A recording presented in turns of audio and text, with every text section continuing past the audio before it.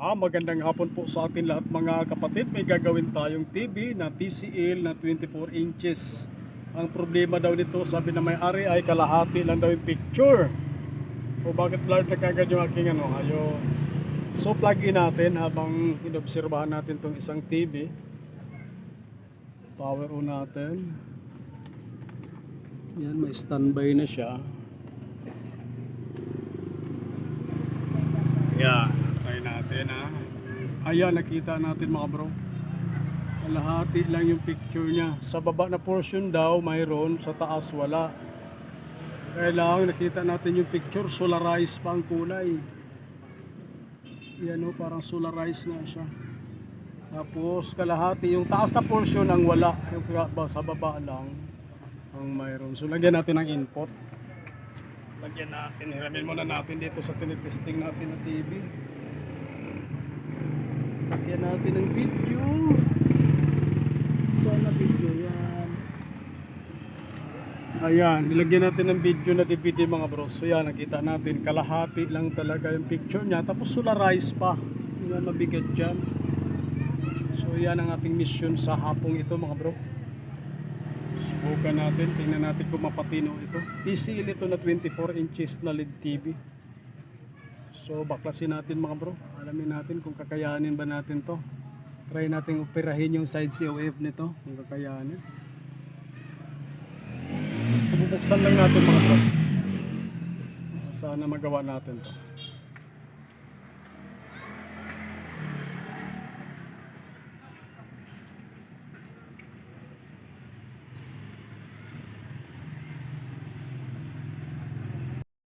Share ko lang pala itong model number na gagawin natin na TCL mga bro. Ito yung model number niya. Model number lead 24D 2700 mga bro.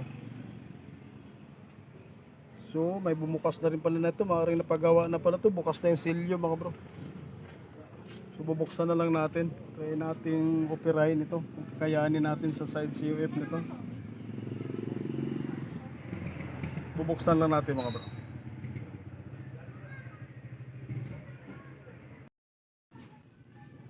So ito na mga bro, nabuksan na natin itong ating ginagawa na TCL. Yung baklas na nga yung pinaka top board natin dito mga bro. Ibig sabihin may tumingin na nito, may sumubok na pala. Hindi natin alam bakit hindi tinuloy doon sa unang tumingin. Sana may side COF to na model. Tingnan natin, kailan medyo pala to. So kailan baklasin yung pinaka frame ng para makita natin kung may side COF. Baklasan pala talaga todo para makita lang natin yung kaloob-looban nito.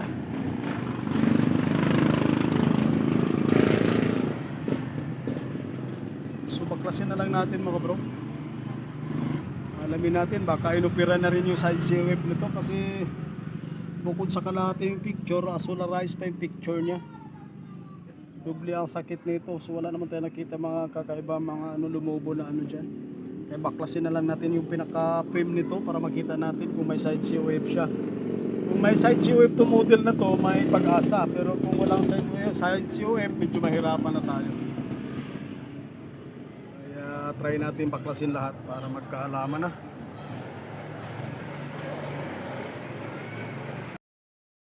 Tuloy natin mga bro, kung ginawa natin na TCL na 24 inches, pinaklas ko na yung pinaka-frame.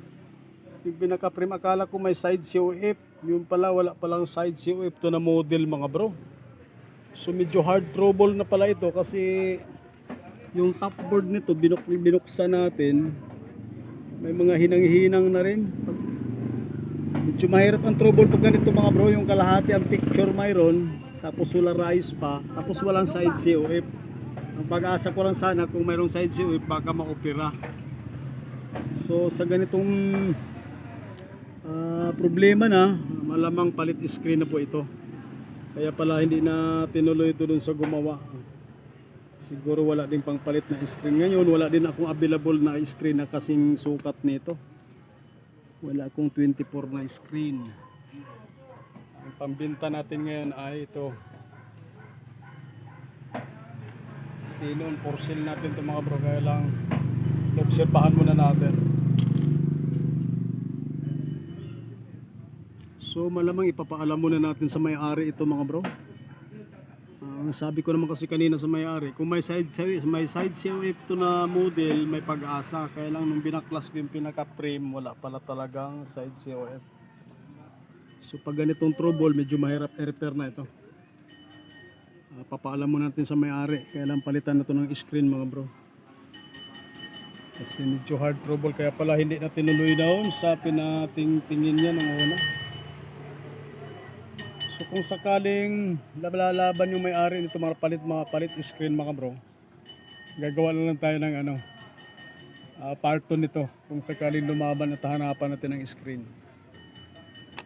Akala ko kasi ito model, kasi minsan may mga model na ganito mayroon side COF, kaya lang yung screen na ganito wala siyang side COF. Kalahati kasi na ganun mga bro, at walang side COF, medyo mahirap. Ewan ko lang sa ating mga master dyan kung kaya pa nilang operahin ito. Pero pinakadabis nito, kung may kaparehas na screen, palitan ng screen para matapos na agad sana ito. Pero papaalam muna natin sa may-ari mga bro. So siguro hanggang dito lang muna yung video natin. Gagawa na lang tayong part 2 kung lalaban yung may-ari nito. So ako nagpapasalamat palagi sa inyong mga suporta mga bro, sa panonood nyo sa ating mga ina-upload na video. Maraming salamat at magandang hapon po sa ating lahat.